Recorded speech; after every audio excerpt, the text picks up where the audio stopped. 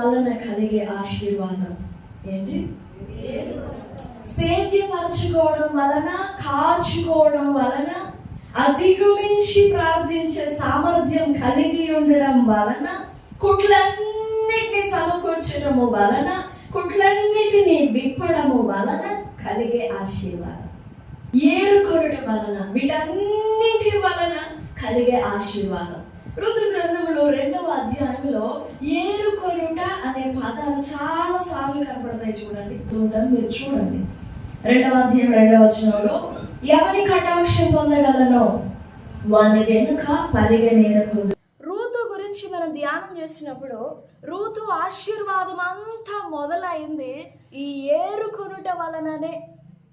ఏరుకొనుటతో ఆమె దీవెన, ఆమె ఆశీర్వాదము వర్ధిల్లుతూ వచ్చింది. అసలు ఆమె ఏరుకునే స్వభావము, ఏరుకొనగలిగే తగ్గింపు కలిగి ఉంది కాబట్టే దేవుడు ఆమెను దీవింప ప్రారంభించారు, దీవింప మొదలు పెట్టారు. మోయాబు దేశములో ఆమె చరిత్ర ఒకటి, యూదా బెత్లెహేములో, దేవుని దేశం యెరూషలేము యూదా బెత్లెహేములో ఆమె ప్రవర్తన, ఆమె జీవితం మరొక విషయం. మోయాబు దేశంలో ఉండినప్పుడు తన అత్తయ్య అయిన నయోమి మాటలు విని, దేవునికి లోబడి, దేవునిని నమ్మి, దేవునిని ప్రేమించి, దేవుని కొరకు తన జనాంగాన్ని, తన తల్లిదండ్రులను, తన స్వదేశాన్ని, తన దేవుళ్లను విడిచిపెట్టేసి, తన అంతవరకు ఎవరినైతే నమ్మిందో, తన అంతవరకు ఎవరినైతే విశ్వసించిందో, ఆమె విశ్వాసాలు, ఆధారాలు, బలాలు, బలహీనతలు అన్ని మోయాబులో విడిచిపెట్టేసి బయలుదేరి వచ్చింది. దానితో దేవుడు ఆమెను దీవించాడు. ఆమె దేవుని కొరకు బయటకు వచ్చేయడానికి, దేవుని కొరకు తనదైన తన వారిని విడిచిపెట్టడానికి సిద్ధపడింది కాబట్టి దేవుడు ఆమెను దీవింప ప్రారంభించారు. మోయాబు నుండి బయటకు వచ్చేటప్పుడే దేవుని దీవెన ఆమె మీద ఉన్నది. కానీ 2వ అధ్యాయంలో మనం గమనించినప్పుడు యూదా బెత్లెహేమునకు రాగానే, తన అత్తతో కలిసి రాగానే ఆమె తీసుకుని ఒక గొప్ప నిర్ణయము. ఈ రాజకుమార్తెగా పెంచబడిన ఈమె, రాజకుమార్తెగా పెరిగిన ఈమె తన తల్లిని, తండ్రిని, అందరినీ, తన స్వజనాన్ని, తన స్వదేశాన్ని, సమస్తాన్ని విడిచిపెట్టడం ఆశ్చర్యమే, సమస్తాన్ని వదులుకోవడం ఆశ్చర్యమే. వదులుకొనిన ఆమె ఇప్పుడు ఈ యూదా బెత్లెహేమునకు వచ్చి ఎంతగానో తగ్గించుకొని పరిగ ఏరుకొనడానికి కూడా సిద్ధపడింది అని అంటే ఆమెలో ఎంత తగ్గింపు ఉందో మనం పరీక్ష చేయొచ్చు, మనం అర్థం చేసుకోవచ్చు. రూతు ఎలాంటి పనిని కోరుకునింది? ఎలాంటి పని? గౌరవమైన పని, మర్యాదకరమైన పని. కనీసం ఆ ఊరిలో ఆ దేశస్థులైన వారు కూడా చేయడానికి ఇష్టపడని పని అది. ఎందుకంటే యూదుల సంప్రదాయం, యూదుల ధర్మశాస్త్రం ప్రకారము ఎంత చేను పండినా కానీ వాళ్ళు ఆ పనులు కోసుకొని ముందుకు వెళుతూ ఉండినప్పుడు కొన్ని పనులు వెనక విడిచిపెట్టాలి, విధవరాళ్ల కోసం, పరదేశుల కోసం. ఈ విడిచిపెట్టిన వాటిని, విడవబడిన వీటిని ఏరుకొనడం అంటే అది ఎంత హీనమైన పని అనొచ్చు. నా మాటలు వింటున్నారా? మాట్లాడుతున్నారా? వినాలి. విడిచిపెట్టిన దానిని ఏరుకోవడం, పడిగాపులు కాసి ఏరుకోవడం, ఏమంత హీనమైన పని కోరుకుంది ఆమె? అది తప్ప ఇంకొకటి లేదా? అలాంటి పని చేస్తున్న ఆమెని దేవుడు దీవించి మొదలు పెట్టాడే. దేవుని విషయంలో మనం కూడా అలాంటి తగ్గింపులోనికి రావాలి. సామెతల గ్రంథం 8వ అధ్యాయం 34వ వచనంలో చదువుతాం, అనుదినము నా గడప దగ్గర కాచుకొని, పడిగాపులు కాస్తూ నా గడప దగ్గర కాచుకునే వారు ధన్యులు. 119వ కీర్తన 131వ వచనంలో దావీదు అంటాడు, నీ ఆజ్ఞల యందైన అధిక వాంఛ చేత నేను నోరు తెరచి ఒగర్చుచున్నాను. దావీదు అంటున్నాడు, నీ ఆజ్ఞల యందైన వాంఛ చేత, ఎప్పుడెప్పుడు నాతో మాట్లాడతావా, ఎప్పుడెప్పుడు నాకు నీ ఆజ్ఞ దయచేస్తావా అని నోరు తెరుచుకొని ఎగశ్వాస పెడుతూ ఒగర్చుకుంటూ కాచుకొని ఉన్నాను. ఏ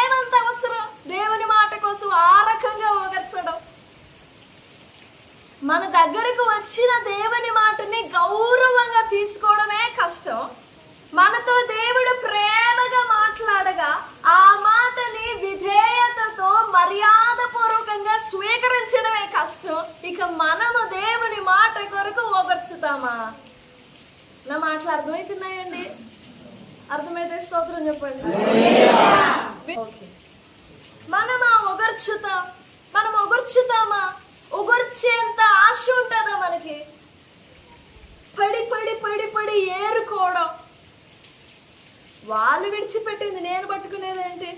వారు తినగా మిగిల్చిన దానిని, వాళ్ళ ఎంగిలిని నేను పట్టుకునేదేంటి అని అనుకుంటాం మనం. బైబిల్ పండితుల ప్రకారంగా ఆలోచిస్తే రూతు రాజకుమార్తె. ఓ రాజకుమార్తె పొలంలోకి పోయి ఏరుకోవడం ఏంటి? అందులో కూడా లేఖనమును బట్టి గమనిస్తే రూతు గ్రంథం 2వ అధ్యాయంలో, నేను వెళ్ళి ఎవని కటాక్షము పొందగలను, ఎవరు నేను పరిగా ఏరుకోవడానికి అనుమతిస్తారో వాళ్ళని అడిగి ఏరుకుంటాను. 3వ వచనం, నేను ఎవరి కటాక్షము పొందగలను, ఎవరు నేను ఏరుకొనడానికి నాకు సహాయపడతారో పర్మిషన్ అడిగి ఏరుకోవడం అంట. ఏది ఊరకపోయేది నా కోసమే కదా మిగిల్చింది, ఈ మిగిల్చిన వాటిని కూడా మాకు ఈరని తగువాడి కాదు. ఏరుకోవడానికి మిగిలిన వాటిని గబగబా పంటంతా కోసుకుంటూ త్వరగా పంటంతా కోసుకుంటూ ముందుకు పోయేటప్పుడు ఎక్కడో రాలిపడి ఉంటాయే, మర్చిపోయో చేతి నుండి జారుకొని గింజలు పడి ఉంటాయే, వాటిని ఏరుకుంటుందంట రూతు. వాటిని ఏరుకొనాలని నేను వెళ్తాను, నేను ఎవరి కటాక్షము పొందగలను వారి పొలములోనికి పోయి పరిగా ఏరుకొని ధాన్యం తీసుకొని వస్తాను అని చెప్పి నయోమి పర్మిషన్ తీసుకొని బయలుదేరింది. ఏరుకోవడానికి కూడా పర్మిషనా? ఆమెలో ఎంత దీనమైన మనస్సు కనపడుతుందో, ఎంత దీన మనస్సు కనపడుతుందో. ఏరుకునే స్వభావం ఉంది ఆమెకి.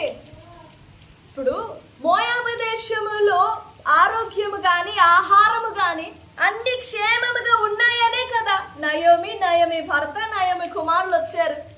ఎక్కడి నుంచి వచ్చారు? మోయాబు దేశానికి బెత్లెహేము నుండి వచ్చారు. అప్పుడు ఈ నయోమి కుమారులను మోయాబీయులు అంటే రూతు ఎలా చూడాలి? గౌరవించాలా? మీ దేశములో దిక్కు లేక మా దేశానికి వచ్చారు, మీ దేవుడిని నమ్మాలా, మీ మాటలు నమ్మాలా, మిమ్మల్ని మేము గౌరవించాల్సిందే. ఉంటుందా? ఖచ్చితంగా ఉంటుంది. మీ దేశంలో ఏ గతి లేక మీ దేశంలో కరువు వచ్చిందని, ఆ కరువు మీ దేవుడు తీసివేయలేకపోయాడని మా దేశానికి వచ్చారే. మాట్లాడకపోయినా మనసులో కొంచెమైన మాట, ఆ తలంపు, ఆ ఆలోచన ఉండదా? కానీ రూతుకు అలాంటి మనస్తత్వం లేదంట. ఎంత ఘనమైన మనస్తత్వం అంటే రూతుది. భర్త చనిపోయాడు, నయోమి ఇద్దరు కుమారులు చనిపోయారు, నయోమి భర్త చనిపోయాడు. ఇప్పుడు నయోమి ఒంటరి విడవబడినది. ఆ నయోమిని చూస్తే యూదా దేశస్తులు కూడా జాలి పుట్టదు.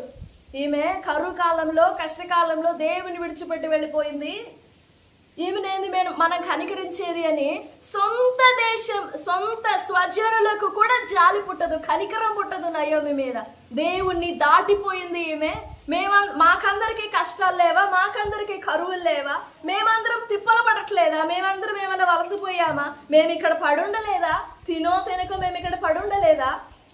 మాలాగా ఆమె కూడా ఉండొచ్చు కదా, పొలోమని పరిగెత్తింది వేరే దేశానికి అని సొంత దేశస్తులు కూడా కరుణ చూపించలేరు.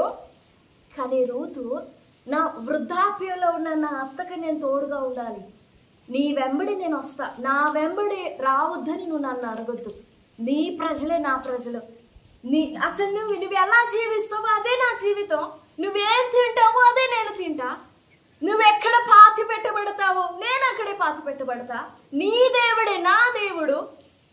చూడండి ఎంత తగ్గినదో రూతు. నయోమి యొక్క బలహీనతలను రూతు చూచున్నట్లయితే ఎన్నటికీ దేవుణ్ణి ఎరిగేది కాదేమో.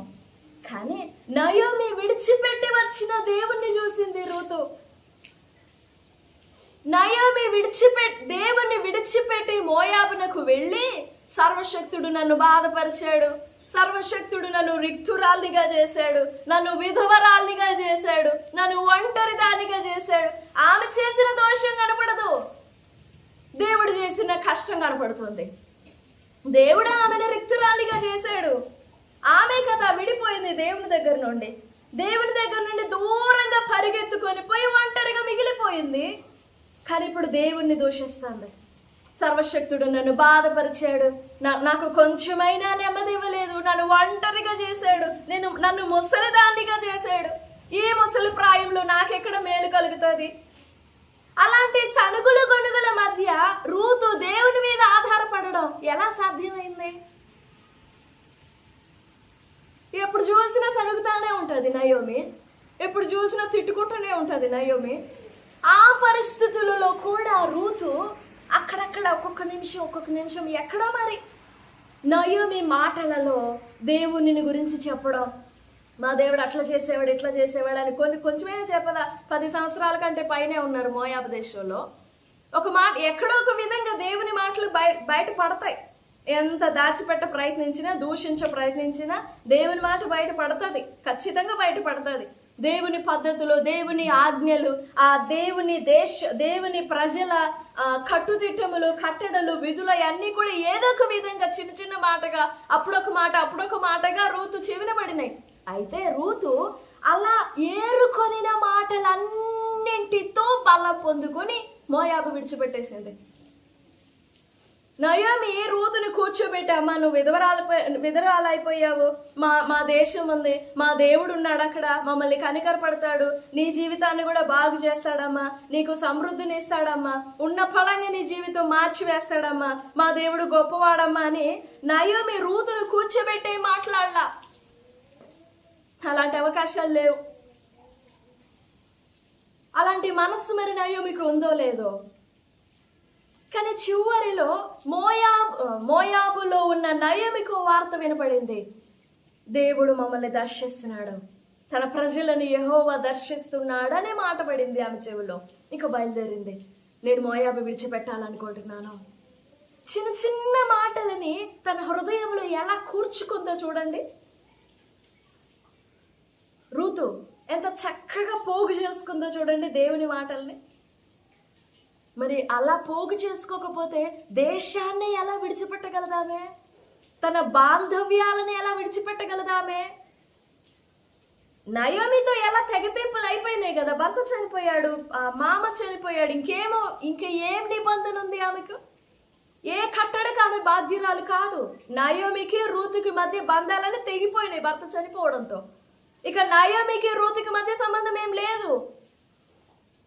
కానీ అక్కడక్కడ కొంచెం విన్న మాటలన్నిటినీ తన హృదయంలో ఏరుకునే స్వభావం ఉంది. ఆ చిన్న మాటలు ఆమెను ఎంత ప్రభావితం చేసినాయో, ఎంత విశ్వాసం నింపుకొనినదో.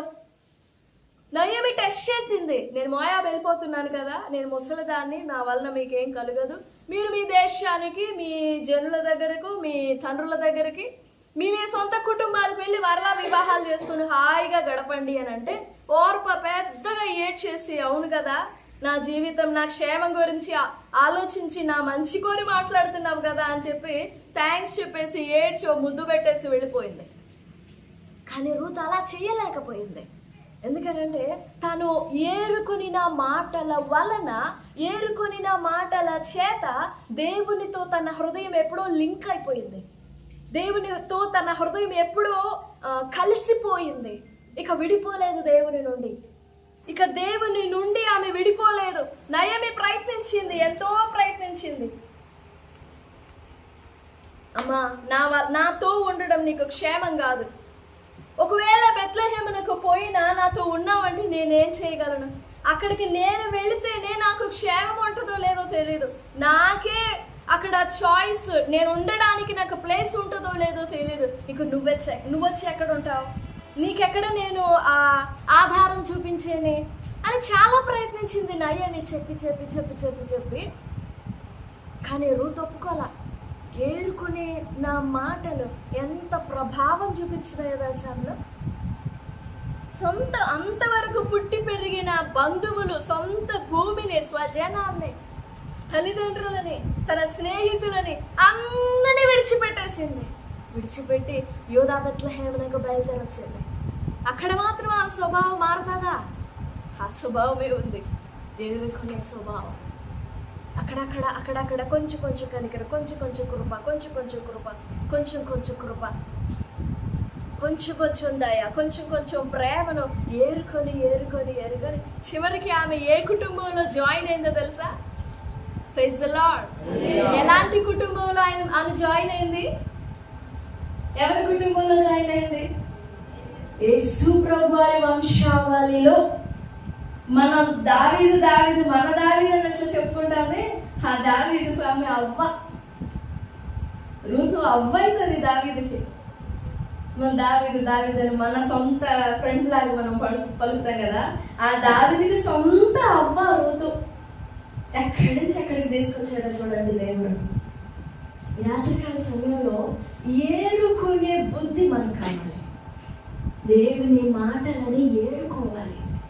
దేవుని మాటలని దేవుడు ఉన్నపలంగా అమాంతంగా నీ దగ్గరకు వచ్చేసి తన మాట అంతటిని నీ మీద కుమరించడు. ఇదిగో నా మాట అని చెప్పేసి అమాంతంగా బైబిల్ని తల మీద పెట్టేసి ఇదిగో నా మాట అని చెప్పలేడు. ఎందుకంటే అలాంటి అనుభవం లేదు కదా. ఆ అనుభవము మనకి నేర్పేంత వరకు దేవుడు కొంచెం ఇస్తా ఉంటాడు. ఈ కొంచెం బట్టి చిన్న మాటని ఎక్కడ పెద్ద మాట ఇస్తే నేను నెరవేరుస్తానంటాం మనం. ఈ చిన్న మాటని నేను పట్టుకోలేను, నా చేతిలో కూడా అప్పకట్లేదు, ఖచ్చితంగా ఒక లావు తీస్తే నా చేతిలో ఖచ్చితంగా పట్టుకోగలిగేదైతే నేను ఖచ్చితంగా గట్టిగా పట్టుకోగలను అంటాం మనం. కానీ దేవుడు అలా ఇప్పుడు చిన్నగా ఇస్తారు. మీరు ఆలోచించారు ఒకసారి. మీరు పొలాల్లో పంటలు కోసుకుంటారు కదా, బయటకు వస్తుంటారు కదా. మనకి గోధుమలు లేవు కాబట్టి మనకు తెలియదు. గోధుమ పంట కోసారు మీరు? గోధుమలు తెలియదు. మొక్కజొన్న కోస్తుంటారుగా, మొక్కజొన్న కోసే ఉంటారుగా, వరి కోసే ఉంటారుగా. అప్పుడు ఆ చేలో వరి కోసేటప్పుడు ఎన్ని పనులు మిగులుతాయి మీరు అంటారా? బస్తాడు మిగులుతాయా? వాటిని ఎట్లా ఏరుకోవాలి? గట్టిగా ఒక పెద్ద పాత్ర తీసుకుని అట్లా పెట్టగానే మొత్తం పడిపోతాయా? గింజ ఏరుకోవాలి. ఒడ్లు అంటే చిన్నవి అట్లా పట్టుకొని ఒక 4-5 గింజలు పట్టుకోవచ్చు. అవి ఎవలు అంటే చూసారా? బార్లీ గింజలు. జొన్నలు చూసారా? అలా ఉంటాయి. జొన్నలు అలా ఉంటాయి. వాటిని ఏరుకోవాలంటే ఎంత కష్టం ఉందా? ఆమెట ఉదయం మొదలుకొని సాయంత్రం వరకు ఒక్కసారి కూడా విశ్రమించకుండా తిన్నుటకు మాత్రమే బయలు అడుగుతున్నాడు. ఈ చిన్నది ఎవరు? లోపలికి తోటలోకి రాగానే యెహోవా నామము పేరట ఆ తోటలో ఉన్న వాళ్ళందరినీ ఆశీర్వదించాడు. అందరినీ అలా తీర్చుకోగానే కొత్త మనిషి కనపడింది ఆ తోటలో.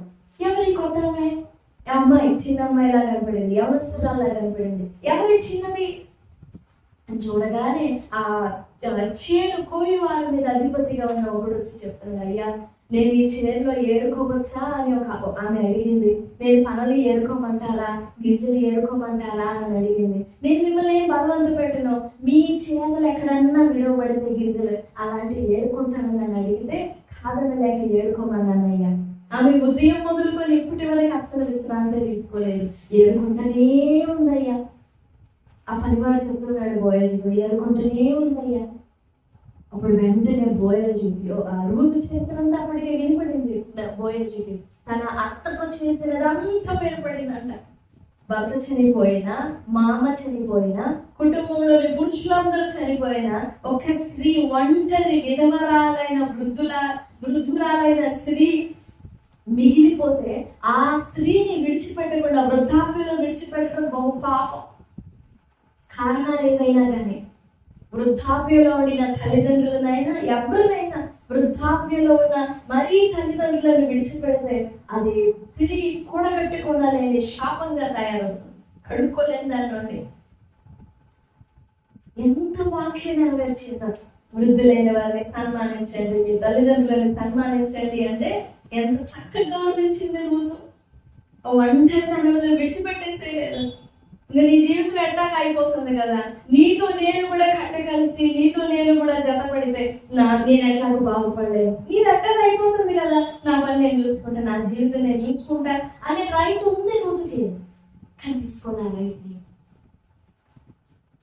బోయజుకు తెలుపబడింది, తన అత్తకు చేసినదంతా చెప్పానంట బోయజుకి.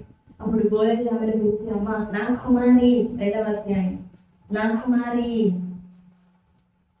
8వ వచనం, నా కుమారి నా మాట వినుము, వేరొక పొలంలో ఏరుకొనుటకు పోవద్దు, దీనిని విడిచిపోవద్దు, ఇచ్చట నా పనికత్తెల దగ్గర నిలకడగా. నేనెవ్వరు ఇబ్బంది పెట్టరు, చేరు కోయు వారిని కనిపెట్టి వారిని వెంబడించు. నిన్ను ముట్టకూడదని యవనస్తులకు ఆజ్ఞలు ఇచ్చి ఉన్నా. నీకు దాహం మగినప్పుడు కుండలు ఎద్దకపోయి పనివారు చేదిన నీళ్లు త్రాగు అని ఆమెకి ఎలాంటి ఇబ్బంది కలగకుండా ఎంతో చక్కగా దీవించాడో బోయజు.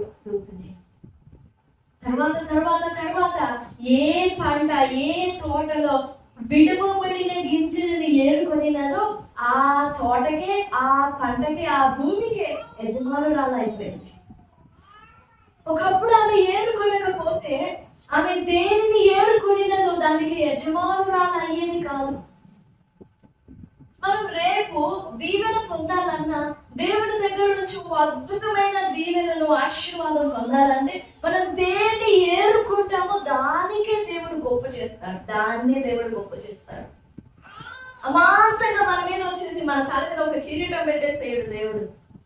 మనం దేన్నైతే ఏరుకుంటున్నామో, దేని విషయంలోనైతే తగ్గి తగ్గి తగ్గి తగ్గి దేవుని ఎదుట తగ్గించుకొని దేవుని ఎదుట ప్రవర్తిస్తున్నామో దాని విషయంలో మాత్రమే హెచ్చిస్తాడు దేవుడు. ఏరుకొనుట అనేది చాలా దీనమైన మనసు. ఆమె గింజలను ఏరుకొనినది, యోసేపు ధాన్యాన్ని పోగు చేశాడు. గింజలు, ధాన్యము, ఆహారము, రొట్టె దేవుని వాక్యానికి సాదృశ్యం. రూతు ఎన్నెన్ని మాటలను పోగు చేస్తుందో, దేవుని కనికరాన్ని పోగు చేస్తుంది, దేవుని కృపని పోగు చేస్తుంది. బోయజు అన్నాడు ఇదే 2వ అధ్యాయం 12వ వచనంలో, యెహోవా నీవు చేసిన దానికి ప్రతిఫలమిచ్చును. ఇశ్రాయేలీయుల దేవుడైన యెహోవా రెక్కల క్రింద సురక్షితంగా ఉండినట్లు నీవు వచ్చితివి, ఆయన నీకు సంపూర్ణమైన బహుమానం ఇస్తాడు. ఎంత చక్కని దీవెన, ఎంత ఆశ్చర్యమైన దీవెన. చివరికి పొద్దున్న నుంచి సాయంత్రం దాకా ఏరుతూ ఏరుతూ ఏరుతూ ఉందంట. చివరిలో చూస్తే ఎంత తూమిడి ఎవరైనాయి. ఆ రోజున రూతు దొల్లగొట్టిన ధాన్యం అంతా కొన్ని వారాల పాటు ఒక కుటుంబం క్షేమంగా తిని బ్రతకొచ్చు.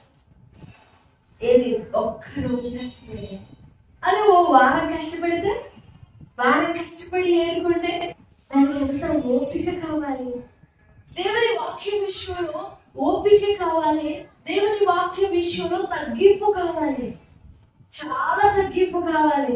నువ్వు వచ్చావు కదా, నువ్వు చాలా ప్రయాసపడి వచ్చావు కదా, నీతో మాట్లాడతానులే, ఒట్టిగా పంపలే నిన్ను అని అంటూ దేవుడు అలా వచ్చి ప్రతి వ్యక్తితో మాట్లాడలేరు.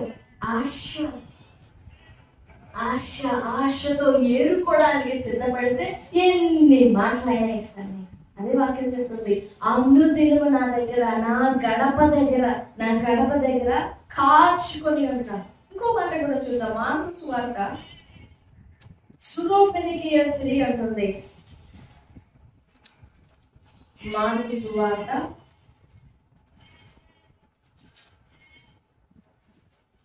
28వ వచనం, 7వ అధ్యాయం 28వ వచనం, 27, 28. ఆయన ఆమెను చూసి, పిల్లలు మొదట తృప్తి పొందవలెను, పిల్లల రొట్టె తీసుకుని కుక్క పిల్లలకు వేట యుక్తం కాదు కదా ప్రభు అన్నమాట. పిల్లలు తినకుండా కుక్క పిల్లలకి ఎలా వేసాను, అది న్యాయం కాదు కదా. అప్పుడు ఆమె అంటది, నిజమే ప్రభు, అయితే కుక్క పిల్లలు కూడా బల్ల క్రింద ఉండి పిల్లలు తినే ముక్కల కోసం ఏరుకొని తినడానికి ఆశపడతాయి కదా. ఏవి ఆశపడేది? కుక్కలు. అంటే కుక్కతో పోల్చుకుంటుంది ఆమె.